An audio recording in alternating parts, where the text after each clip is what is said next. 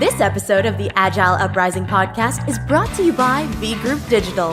V Group Digital provides native cloud-based software development services on iOS, Android, web, Mac, and Windows, as well as enterprise product development, maintenance, and support. V Group Digital is led by a team of Agile practitioners who believe in collaboration, constant feedback, and delivering the highest value at all times. Visit www.vgroupdigital.com for more info and mention the Agile Uprising podcast to get up to 15% off all development services.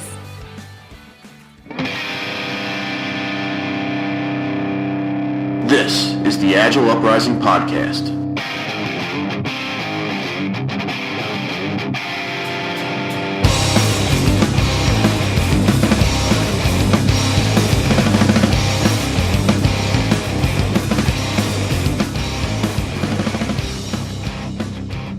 Hey everyone, welcome to another episode of the Agile Uprising podcast. Tonight we're going to be talking about the product owner, the sort of unicorn in the Agile industry, going through actually what makes a good product owner, sort of experiences around the product owner. And I'm lucky enough to have Colleen Johnson and Ryan Lockhart with me tonight. So I'm going to just sort of kick it over to them, allow them to give themselves a brief introduction, and we'll get started on this interesting topic. So Colleen, you want to go ahead and get started? Sure. Thanks, Andrew. My name is Colleen Johnson. I am the Practice Director of Lean and Agile Transformation for ImagineX Consulting. I've been in the software industry for about 15 years and in Agile, practicing some form of Agile coaching and consulting for about half of that time. And I'm Ryan Lockhart. I've been on the show a couple times. I am a software development manager and Agile coach. Colleen was more prepared. I can't give you the number of years. We'll just go with a few. But yeah, happy to be here. Awesome. Colleen, you want to give us a little sort of background on maybe what your experience has been around the product owner role? Sure. So I think a lot of the organizations that I work with that are starting out and are new to Agile tend to have a kind of a dotted line between their either business analyst into a product owner or project manager into their product owner. I don't think either are really typically a great fit. And I think what you tend to see when you draw that dotted line from either of those roles to the PO role is that you end up with a person who is super focused on the work that's in flight. And that can be really beneficial for a new Scrum team or a new Agile team that's getting off the ground and needs a little bit of guidance and figuring out how to manage the day-to-day. But over time, I think that becomes a little bit of a crutch for the team. And they don't really learn how to practice a lot of those self-management skills and learn a lot of those tools that they need to be a really autonomous team. And I think the other thing that does over time is that the product owner becomes less and less focused on the customer advocacy role that's super important to what they do. So a big part of their job needs to be focusing upstream on what's the next thing that we need to be doing. And the more they become really ingrained in the day-to-day, the less focus there is on making sure that there's work prepared for the team to pull. So I think a lot of organizations that are starting out, that's what you see. You see a lot of product owners that are really focused on just managing the work that's in flight. And it's really hard to start to swing that pendulum the other direction so that they become a true advocate for the customer and really a voice of the customer for the team and less of a day-to-day project manager. So when you sort of say, voice of the customer, advocate for the team, defining sort of the vision of what they should, or prioritizing the backlog, the only reason I'm sort of jumping on this is this was a hot topic for me today, so I apologize. It's a little bit of emotional. It's emotional for me today. It's fair. Around the business value, in your experience, have you seen product owners really sort of taking that value or taking that premise and really driving towards business value and defining what is valuable for the business as opposed to points, delivery, percent complete, really trying to drive and be that, I hate this term, but I'll say it, and it's the buzzword, the change agent for the organization to help pollinate that business value sort of proposition? I mean, I think it's kind of the same thing, right? I think the more you can get them out of the day-to-day operations of, what did the team do today, or what's happening with the team, the more they're managing the day-to-day work of the team and the work that's in flight, the harder it is for them to step back and step up a level and focus on business value and customer value first. So I think it's a little bit of how the organization structures their values and their metrics and how they're measuring a team, so that they're focused more on, are they getting the business value, so that the product owner can be the advocate for that. I think if the focus is really on like points per week, or these really low level metrics that aren't really defining success for the business, the organization, or the customer, the product owners get stuck there. And that's not necessarily any fault of their own. It's, I think Ryan had a great post recently about how metrics drive behavior, and we looked at what happened with Wells Fargo. And I think this is a great example of where what a business focuses on and what they choose to measure is going to drive the behavior of their product owners as well.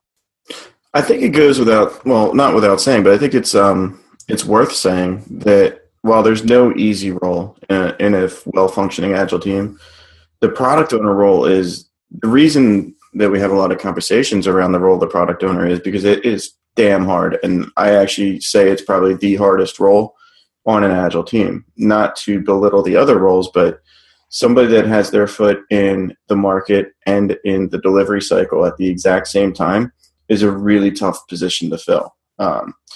I can honestly say that with the exception of the program I'm working in now, I've never seen it done well in the past. You either have hyper technical product owners or hyper detached product owners that are focused on the market. Finding people that can balance both is it's becoming rare, or at least it's been rare in my experience. I'm curious if you guys have had different experiences. So that's a very interesting topic to sort of roll into it, in the sense of, the engagement of the product owner and sort of that definition up front. I know for me, I sort of tend to lean towards what you said, Ryan, and emulate that. I haven't seen it done well. I shouldn't say well. I haven't seen it effectively implemented in the sense of giving them the empowerment that they need and really positioning that product owner position or title to really be empowered to make the decisions that warrant you as a true product owner. And I think it's interesting because I almost feel like we've spent a lot of time in defining and ramping up the Scrum Master role and sort of defining Scrum. I almost feel like the product owner is now sort of coming to the forefront, because maybe you're operating well in a Scrum environment, but you don't have that good, funnel coming in of good quality sort of business value driven requirements or stories where you do have that engaged product owner that is really feeding the team, or as a part of the team, not even feeding the team, but truly inserted themselves as a team member and driving that sort of vision and making sure that the delivery is focused around business value. Well, here's kind of the point that I'm going to try to make tonight, but I'll just go out and say it rather than be discreet or hidden about it. We spend a lot of time and effort focusing our energies on optimizing technical delivery. We have highly engaged Scrum Masters that are there to help coach teams to be more efficient. We have teams that are focusing on XP practices to write the cleanest, most scalable, most stable, most testable, readable code. If we're building the wrong stuff, it's all wasted effort, right? If we don't have somebody that is putting the most prioritized work in front of the teams, that is giving the team the problem context so that they can be that well-functioning machine of value delivery, then we're better off either going to the bar or the golf course and hanging out for a day, because we're just wasting our time. That's why the product owner role is so important. So do you guys think that organizations understand that? And well, I know the answer to that in my world, no. But how do you educate an organization to really embrace that theory and know that this is part of sort of the transformation of whatever you want to brand it? Agile. Do we want to say it's Agile? Then how do you empower organizations to really drive to make that impact? to show that, hey, the product owner role is an important, critical role. I mean, this is really part of the process. Have you guys had any sort of success, or, and is there anything that you've experienced that has helped blossom that or pollinate that across an organization? I think, like Ryan said, I would 100% agree that for most of my career, this, just like you said, Andrew, it is kind of the unicorn. I think it's an undervalued and underappreciated role. I think it's also an incredibly hard role to staff correctly. I think depending on the structure of the organization, we tend to focus our energy on the wrong strengths when hiring for it. But I think one of the other things you see, not just with what you're talking about with seeing a really strong alignment to customer value and having really happy customers when you have a strong product owner, I think you also see a really sharp increase in the team satisfaction and the team happiness. Because I've worked with a lot of teams where the product owners really almost overly heavy-handed in story writing and their involvement in handing requirements down to the team. And it's such a low level where the team feels like they have no input, no creative opportunity or voice in the way that features get written or designed, and they leave. We hire a lot of smart engineers to work on these teams, and if they don't have the opportunity to think through how something's going to work and how it's going to be developed, they're not challenged. And I think when you see that switch of product owners moving more towards customer advocacy, you also get to see a lot of teams take a bigger role in defining how a feature is going to be built and how it's going to be broken down. So you see happy customers and happier developers. And I think that's one of the things that's a huge win for organizations that really understand what that role looks like. So let's take a step back, because I actually had a really interesting conversation today with some Agile practitioners, and we were talking about transformation, and the person I was talking with was going through or in the midst of an Agile transformation currently, and they were talking about product owners that were very market facing and very busy.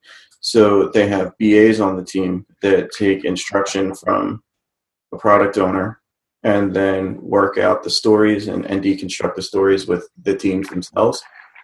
And I in my very tactful way, I approach this by pointing out that is a crutch, and it's probably while it's okay as a transitionary state, it should not be part of the long-term solution, in my opinion, because you either need an available product owner, or you need you absolutely need an available product owner, and the function that BA is serving is devaluing both the role of the product owner and the ownership state of the team. The team should be owning the work, and the product owner should be there to define the problems to the team and be available to support them during the sprint. Yeah. I'm curious what you guys feel about what tends to be the intersection of the traditional waterfall BA in an Agile team as it relates to a product owner. I don't know. This touches near and dear to my heart for being a BA as long as I was. I think that it's good. I'm happy to tell you you're wrong. I know you are. I think that the BA, again, we could really go down a rat hole on this, but I think there is value, and I think that the BA could support the product owner when the product owner is in transition. So to me, it's been very hard in the Agile adoption sort of process or premise that getting a fully dedicated product owner 100% of the time is utopia in my mind. But what about so I'll be happy to say that you're never done a transformation. There is no end state. But let's just say when you get over the major hurdle, like when you cross that initial chasm of transformation, do you still think that the BA should be an augmentation to the product owner role on a transformed team, or a team that's gone over the chasm? Well, now you're contradicting yourself. You just said you're never fully transformed, so I don't know. Oh, Jesus. My point is this, right? So I'll give you the Mike McCalla, Agile answer. It depends. So It could or it couldn't. I don't know. I mean, I think from a team perspective, if the team is operating well, and whether you have a mix of BA, QA, dev, PO, whatever it may be, I mean, if the team is operating well, why be disruptive? So if it's working, then it's best served to the team to have those resources, which we all love that term, heartbeats, as you like to call it, Ryan. Yes. Around having that team continue to perform well with the people that they have on that team. Who cares what their title is? I'll give you that. Actually, I don't know if I've ever known a product owner with the title of product owner, but yeah, no, I'll give you that. But yeah, I'm going to give you my experience. My experience is that when you have a BA on an Agile team, it's usually a trailing indicator of some other dysfunction within the team. It's either you have, and I'm pretty sure I'm repeating myself at this point, you either have a disengaged PO that's not available to the team, or you have a team that's not interested in writing and deconstructing their own work items, user stories, whatever you want to call it. And I like to use that as an opportunity to figure out what's going on. To me, it's just really hard for me to compartmentalize or to figure out why a team would need a BA if they have a high level of trust and a high level of engagement with the product owner. Well, I think that gets back to giving the team a lot of authority and autonomy to figure out how to define and break the work down, right? So the product owner brings the what, and the team breaks down the how. And I think that sometimes that BA role ends up being that crutch that I think one of you guys said, it becomes a little bit of a crutch for the team in figuring out the how, where you're spoon feeding the team and taking away a lot of their creative opportunity and creative license. And at some point you're going to lose, you can hire the best people in the world. You take away that time for them to explore a problem and come up with a solution on their own. They're going to leave. You're going to lose people. I'll hire them.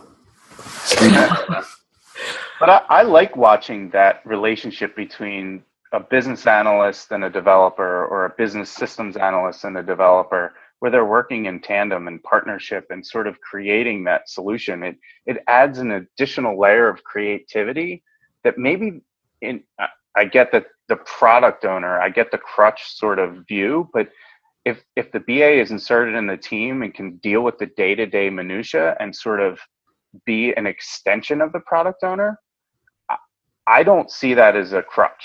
I see that as empowering the team to operate at a higher level than just being developers. And maybe I'm radical in my view. I don't know. I've seen value in having business analysts or business systems analysts being part of that process to enable a developer or to partner with a developer to kind of look at things in a different view. It's almost like a point of enlightenment. Your BA brethren really, really appreciate you right now. Yeah, so let me ask this. BA background. Yeah, Colleen, you made a really cool point. You were talking about the values and the traits that may sometimes be desired by mistake when hiring a product owner. When you look for a product owner, when you're looking to either staff one for one of your teams or you're looking to hire one for a client, what is the prototypical product owner's experience and personality and approach to delivery look like to you? What are you looking for? What are you keen on? And before you answer that, go. Also add, because Ryan and I are going to keep fighting for the mic. Also add in that sort of thought process around, does it make sense to hire internal or external? So is it better to have an internal business person or technical person in that role, or is it, through experience? So I'll stop there. Okay. We start at the beginning. So I guess I focus on more what I'm not looking for. And I think that a lot of times, like I mentioned, you see a lot of people with really strong project management backgrounds who can run a Gantt sheet all day or Gantt chart all day, who can manage a project, with their eyes closed. Those are the people that I tend to not want. I want the people who are really rooted in understanding lean startup principles, who want to experiment and talk to customers and get out of the building and really connect with the people using the software and using what we're building, and understanding their problems. And those are the product owners I usually want to hire, and find the right fit for that person who's really going to be the voice of the customer to the team. Because I think you can bridge that gap between understanding the customer and breaking the work down with having a good scrum master or having a team that's really well versed in working through story mapping. But I think once you have a really good understanding of the problem that you're trying to solve, which is kind of what you said, right? We can be fastest to market, but if we're fastest to market with something that isn't solving their problem, then who cares? Mm-hmm. So I think I look for a PO that can really understand the customer, connect with them well, and then be able to be that voice and steer the ship for the team and let the team figure out how to break down their work, document their work, slice it in logical ways. But I think that when you focus really hard on project management skills for that role, you lose that hard connection back to the customer and what problem you're trying to solve. And to your point, Andrew, I don't think it has to be internal or external. I think it could go either way. I think you can find that person, whether it's an internal employee or an external employee, but I think that's a really hard fit. And I think, a lot of us in the tech space hate getting out of our seats and getting out of the building and going to talk to people. So finding a good product owner who's like, yes, I can't wait to leave and go talk to 18 people I don't know. Good luck.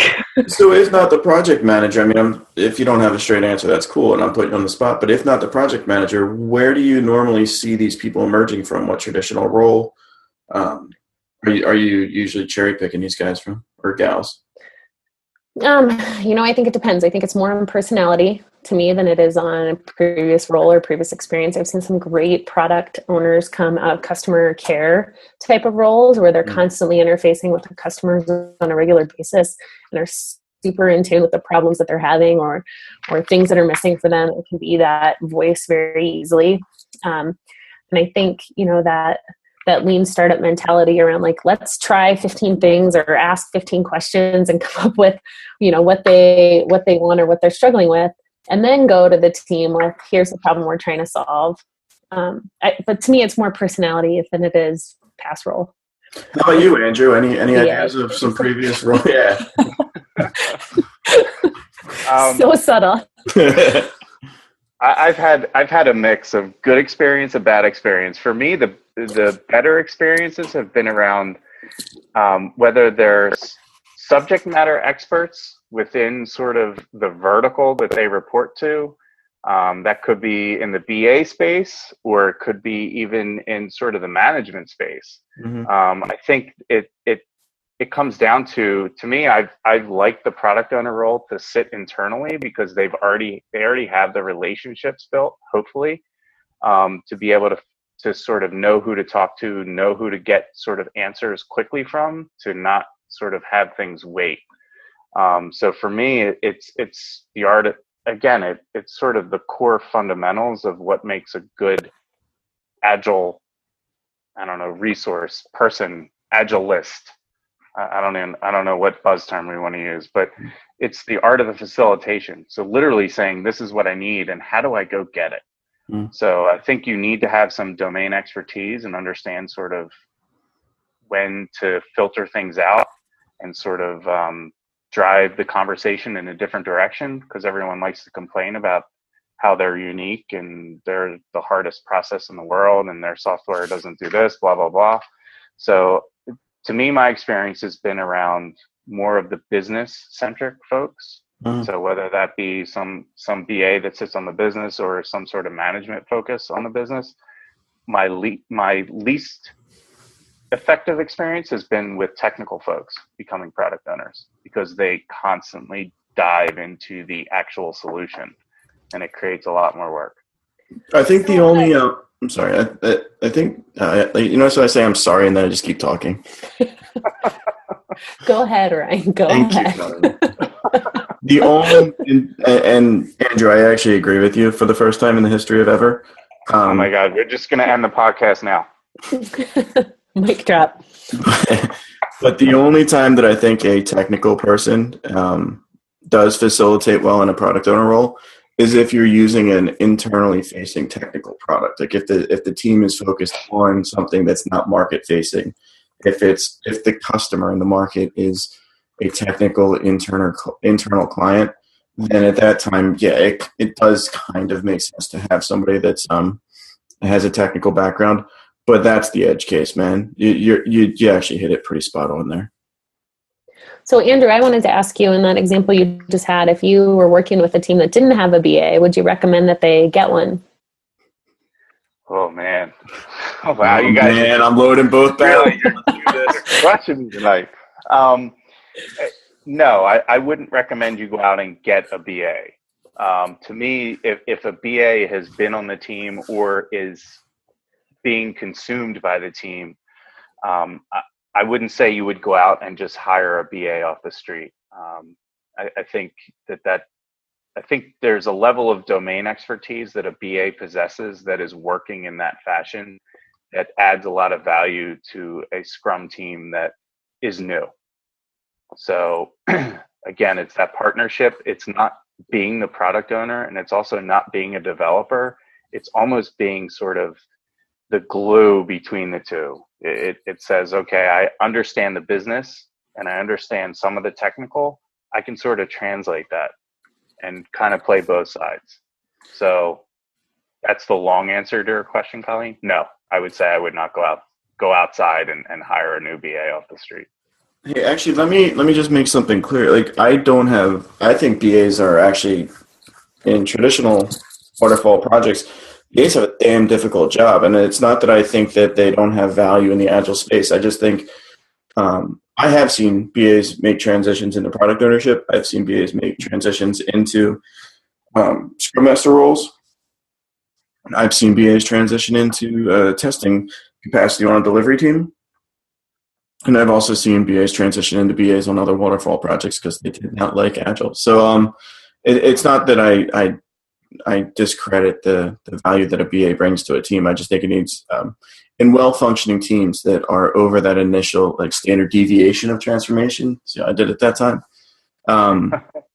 I think that they their role is reimagined on the team if they stay on the Agile teams.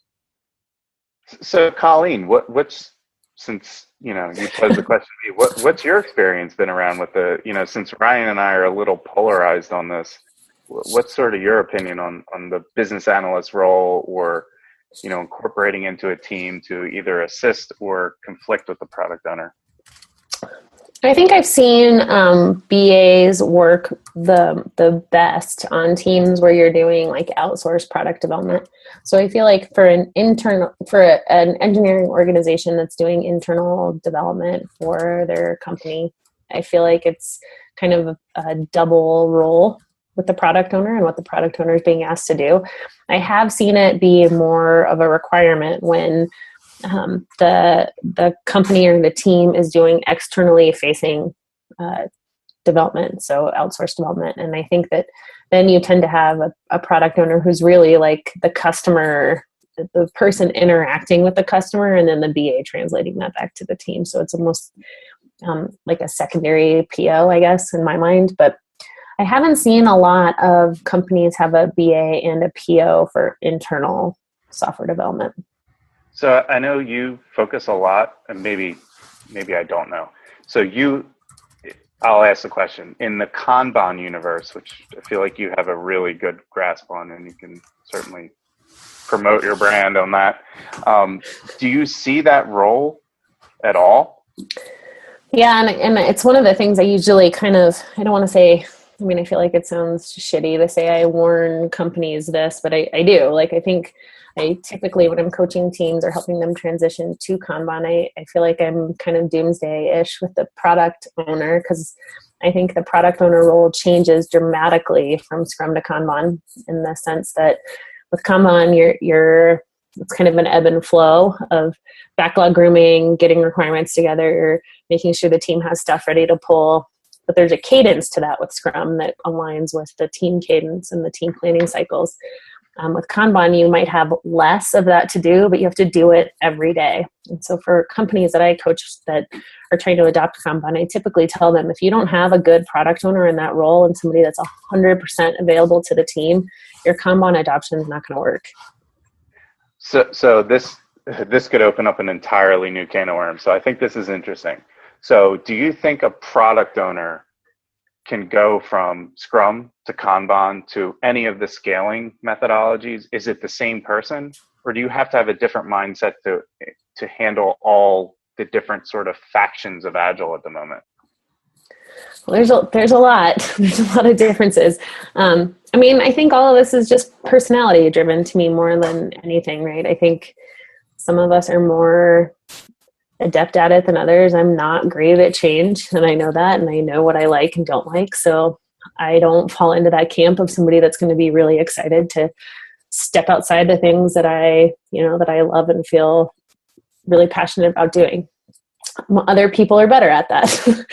But I think from a product owner perspective, I think the needs are different. The needs are different for a product owner in SAFe, in Scrum, and Kanban. Does that mean that they can't be the same person? No. I think they can be, but I think that there's a learning curve and a different need for each of those methodologies that has to be really understood and recognized as you shift across those methodologies. I'd love to see the organization that's running Scrum, Kanban, and SAFe in parallel. Oh, I might have one for you. I think we can name a couple, actually. Really? Yeah, definitely. Not that they may not be doing it well, but I'm sure we can name a few. They're trying. I think you summed that up well. I think that was actually towards the tail end of your conversation, and just around, what you sort of stated, and that makes sense. I'd be curious to hear sort of your spin on it, Ryan, just in the sense of, I think that I've had more experience in the Scrum sort of universe. So I have, done the mixed environment of Kanban, but I'm nowhere near the level of, I haven't upped my level of Kanban expertise like someone like you, Colleen. So Ryan, I'd be curious to hear what you think. Yeah. So from what I know of Colleen, I'm not at her level on Kanban either, but I do have teams that run Scrum and Kanban. Like some teams are Scrum teams and primarily Scrum teams, and other teams that are primarily Kanban teams. My only exposure to SAFe in the professional space, like outside of my own independent learning, was horrendous and should not be considered for this conversation. But I've seen, I think, for me, I've noticed the product owners that switch from being a product owner on a Scrum team over to the product owner on a Kanban team. I haven't seen that much of discord between the two, simply because they're working within the context of the same platform, same technical platform, serving the same customers in the same market. So when you're living in that similar context, it's just a matter of making sure that the right items are fed to the team in the way that they're used to seeing it. So you're taking the problems. When they deliver problems to the Scrum teams, they're slightly larger than the problems that they're delivering to the Kanban teams, because the Kanban teams are more of a, when they pull work in, it has to be properly sized for them. If I'm going to ask Colleen now, is that a proper way of looking at this, or am I misleading these teams? Well, no, I think you're right. I think what you're asking the product owners to do is, the job isn't different. I guess what I was kind of getting at with the difference between Scrum and Kanban from a product owner perspective is more around batch size. So when you think about what you're preparing 2 weeks of work every 2 weeks. So it's that ramp up rate of, you have to get everything ready for planning and backlog grooming and all of this to be queued up every 2 weeks. So there's a ramp of preparing for that, but you have to have 2 weeks of work ready. Where with a Kanban system, your batch size is a lot smaller. So you're almost doing backlog grooming and prioritization daily, and you're making sure that there's always something ready for the team to pull. But it might be one story. It might be one story every day that you're figuring out what's the next most important story. So I just think it's more to me of like leveling out that work for the product owner, rather than that the batching of the work from a Scrum perspective. So I think the work and the values that we talked about are the same for the role. It's, I guess, the involvement that feels slightly different to me. I think it's actually worth saying, I mean, it's, for me, I think it would be very hard for a transforming organization to manage both a Scrum team and a Kanban team in parallel.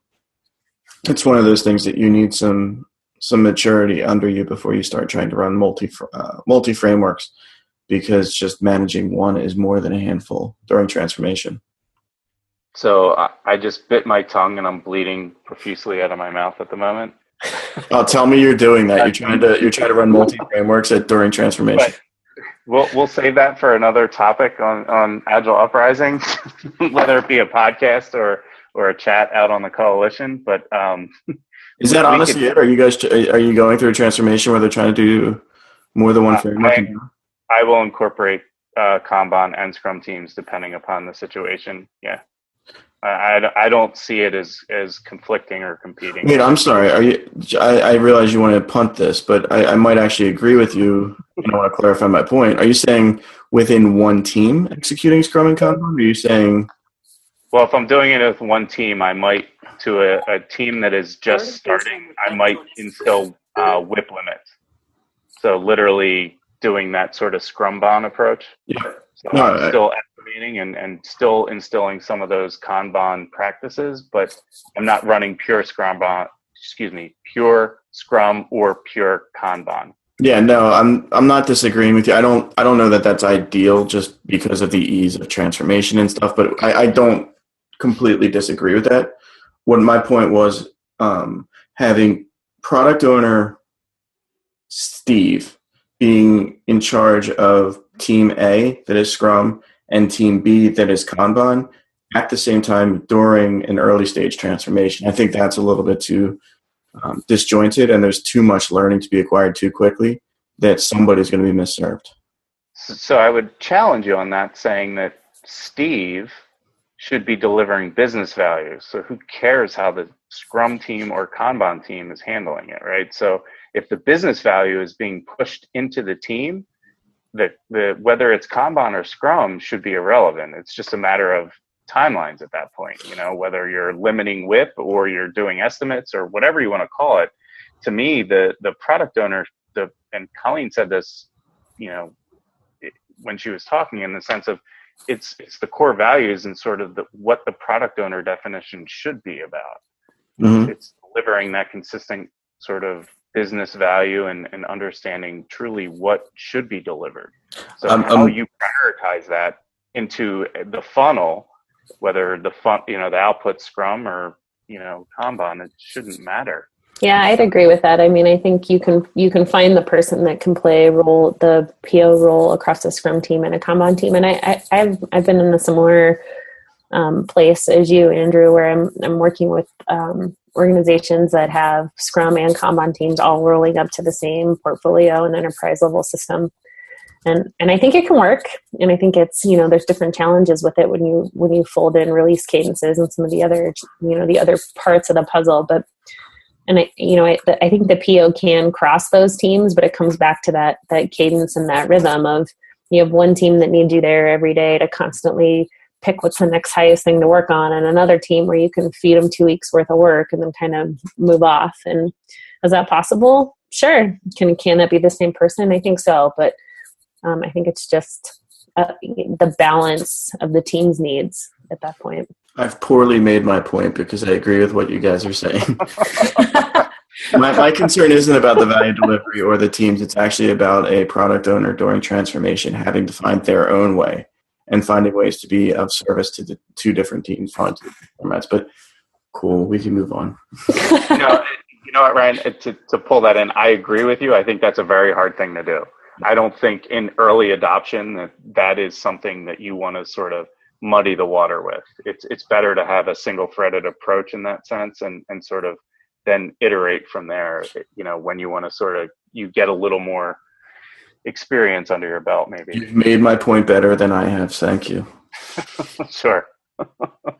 When we're talking about, since we're hitting on it, backlog refinement, this is a topic that is interesting to me because it seems that it's not focused on maybe enough, or it's over, and sort of it almost becomes a task.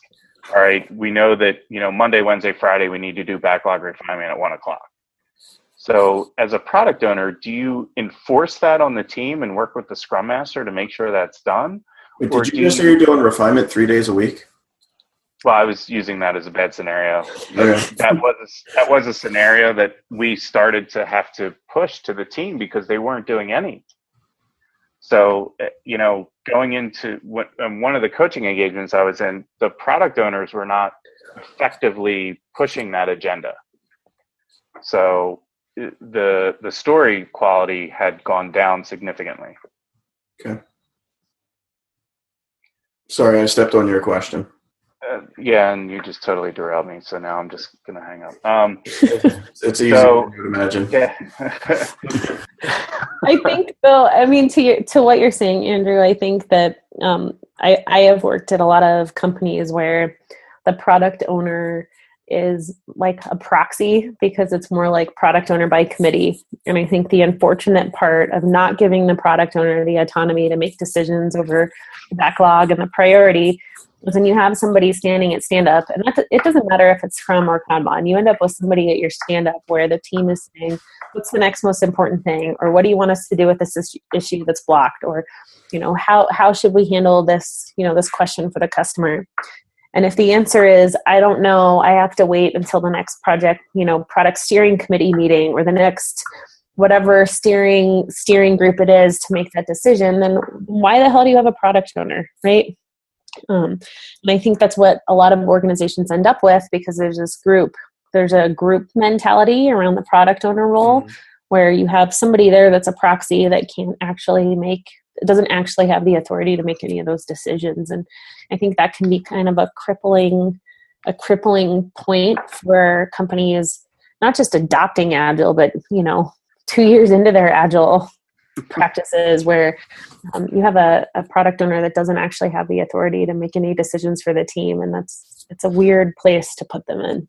Yeah, Andrew, when you mentioned in the example Monday, Wednesday, Friday backlog refinements, the reason I keyed in on that is because I had a team member come to me and just, one of the sensitivities I have when people talk about Agile or Scrum is that there's too many meetings. And I had a developer that came to me and said, I'm in too many meetings. I'm not actually writing enough code. I'm not actually working enough. And we deconstructed on the board. I said, let's just figure this out. Let's figure out how many meetings you should be in. And then anything that's above and beyond that, we'll try to understand why, right? It was a great 5 whys exercise, because it turned out they were in a lot of backlog refinements. And after 5 whying it, the problem was not that the product owner did not have they weren't going by product owner by committee. They just didn't know the product, right? So I think going through and understanding, usually when you see too many refinement meetings, it's an indicator of some other dysfunction upstream. It's either an empowerment, it's a product owner by committee, or it's a just general lack of knowledge of what it is that they're trying to refine, the product itself that's represented in the backlog. Because if you can't present the backlog items, whether you call them stories or issues or whatever you want to call them, if you can't present them as a problem statement with an identification of a persona that you're solving the problem for to any great degree, then that story is not ready to go to the team. And if you have no stories that are ready to go to the team, you probably have a product owner that needs to be, enhanced. So I don't disagree with that at all. Holy hell! This is like the Ryan and Andrew agree show. This is rare. It must be some sort of weird planetary alignment. I'll see. Mercury's rising. Hey, go Mercury. So what's your guys' opinion about the chief product owner then? So I see this a lot. They have this chief product owner, and then they say they have these other product owners. So is the product owner, what's the role of the chief product owner? Is it to make all the decisions? Is it to get fed the questions from the product owners? Or is it to help the product owners remove any sort of blockers that they can't make decisions on. So is it an escalation path? So I struggle with this because it's something that I'm seeing more and more of, where you have a chief product owner and then you have product owners under that chief product owner across multiple applications, let's say. So multiple portfolios in an organization. You might have one chief product owner and you might have 50 product owners.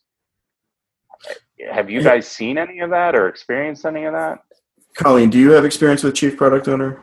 I do, and I do think it tends to be kind of a hindrance if that chief product owner is like the gate to the decision-making process. I guess I've seen it both ways, though. I've seen product, whatever you want to call it, director of product management or whatever the title is for the head of the product group. I have seen that role also be really successful in structuring the process and the way that they interact with their team and being more of, just think of it as like the Agile PMO, right? Where you're guiding your coaches. You're not dictating what your coaches do or how they do it, but you're kind of guiding the ship and helping build great coaches and help mentor great coaches. And I've seen that role be more in that vein as well. So I wouldn't say that I have like a strong conversion to hearing that there's a head of the product group, but I think it totally depends on the company, what they expect that role to do and whether or not that ends up being a hindrance to that decision-making process or somebody that's really helping build great product owners. Yeah, my experience is this. I've never had anyone titled a chief product owner, but what I have had is product owners that have bosses.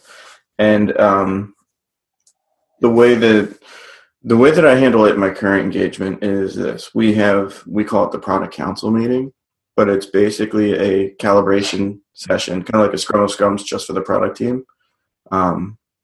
I attend it as well as some of the technology leads, but it's just to make sure that we have a rounded conversation.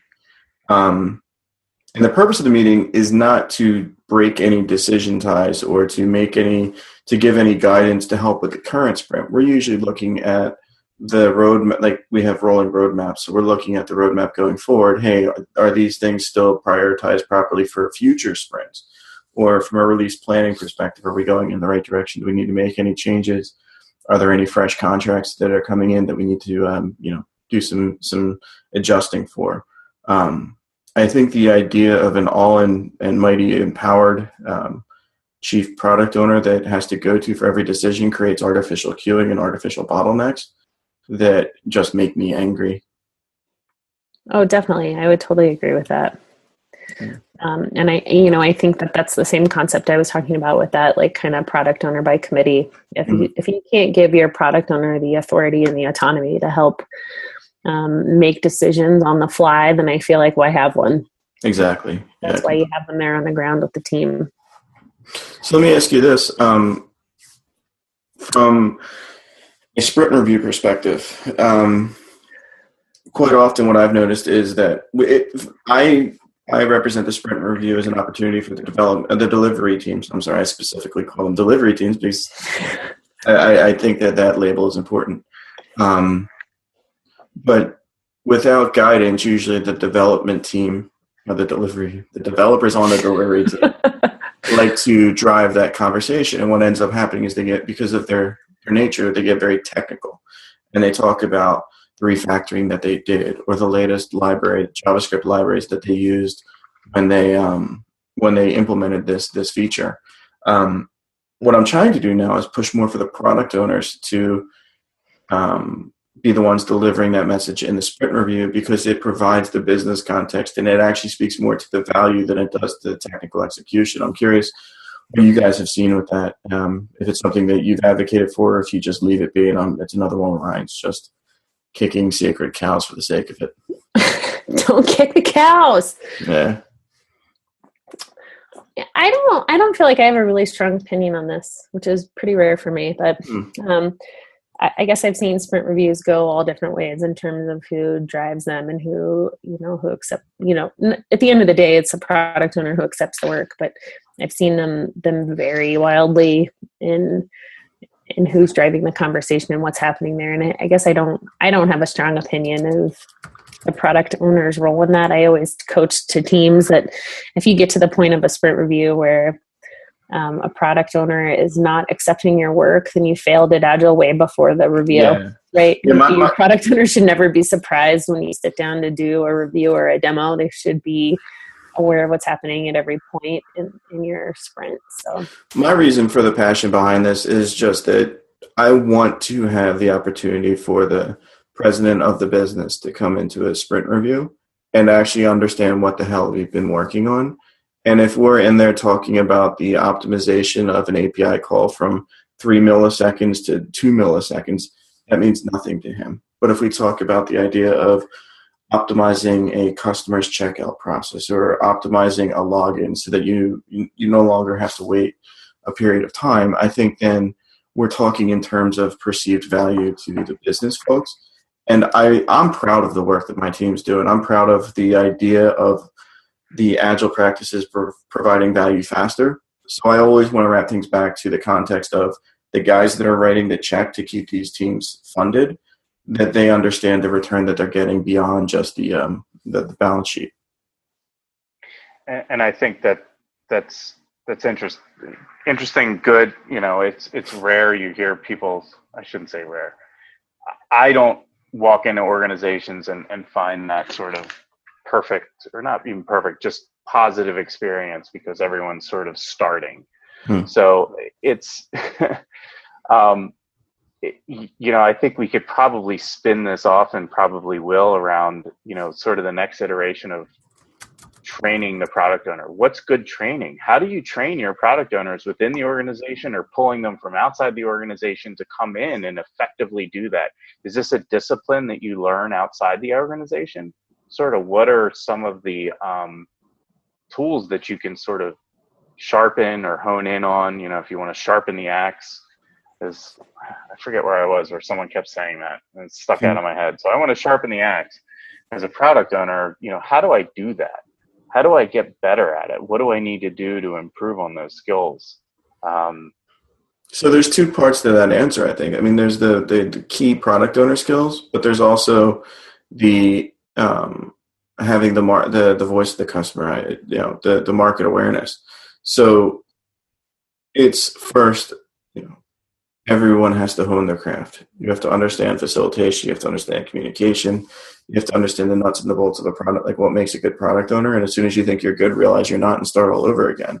It's the way that I approach every discipline there is in the professional world.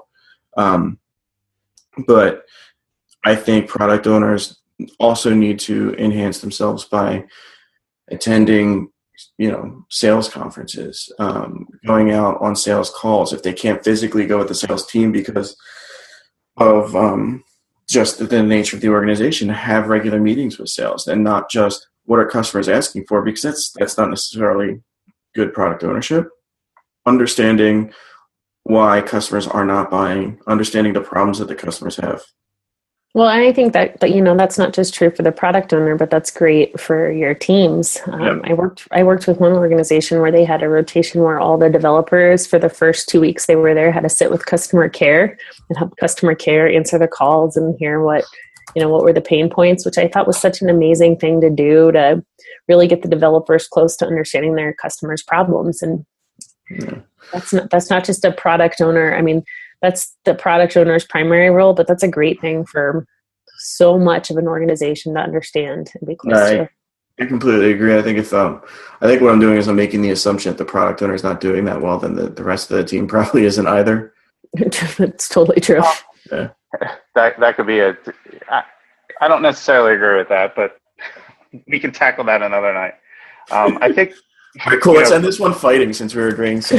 I know, right? Tell me how wrong you are on that. We've gotten to the angry portion of the podcast, but I think this is an interesting sort of discussion, in the sense of it brings up the point that maybe the product owner role isn't really well defined across the board. I know within Scrum and some of the other frameworks, it is, within the Agile space, there's a definition around it.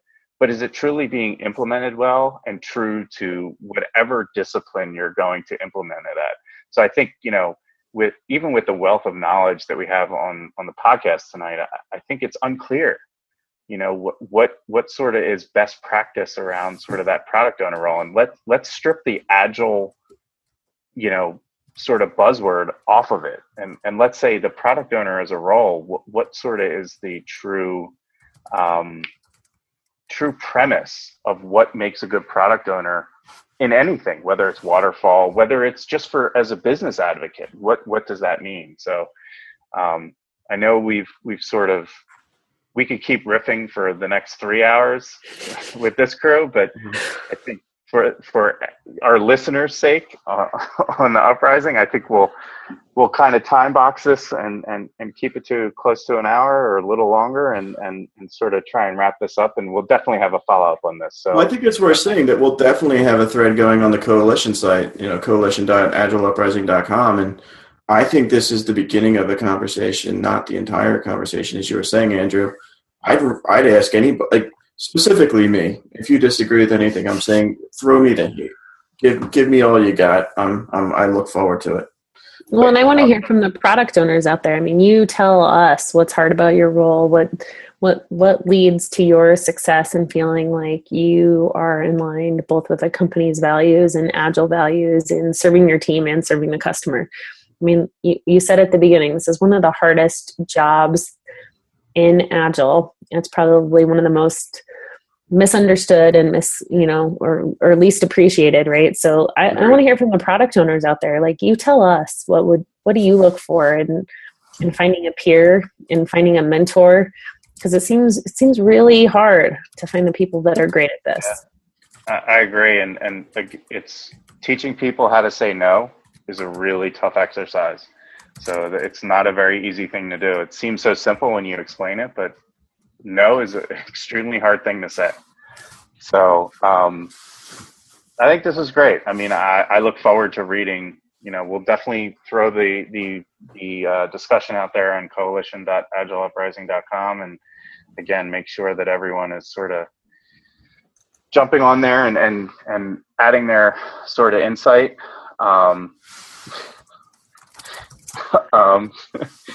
So I want to kick it over to Colleen and Ryan and see if you guys have anything do you have any speaking engagements coming up? Is there anything you want to sort of promote? Yeah, I'll be at Agile Camp Dallas, December 5th. I'll be at Silicon Valley Agile Leadership Network, December 13th, and the Tri-Valley Agile Meetup, March 22nd, and definitely a plug for Mile High Agile, May 22nd, 23rd in Denver, Colorado. Our call for speakers is open right now, and we'd love to have people come, especially product owners, right? We tend to have a lot of people on the Agile coaching and transformation side of the house presenting, and it would be amazing to have a strong product contingent there to share their stories. So submit. Yeah, so I've got 3 talks submitted for Mile High. I'm sorry, is it the Mile High conference? Mile High Agile, yeah. Yeah, so I have 3 or 4 talks submitted for that. So I might be there. So your goal is to beat Ryan. Yeah, and one of them is customer centric. So I will be talking about the product owner if I get accepted. But I have what do I have? I have an Agile Philly talk for the Center City chapter. January 24th, I'm doing the second full day lean product development course out in Harrisburg, Pennsylvania. And I don't think I have anything else booked because of the holiday season, but I will take any followers that I can get on Twitter at AgilePHL. Get me over 2,000. That's great. So I don't have anything to promote.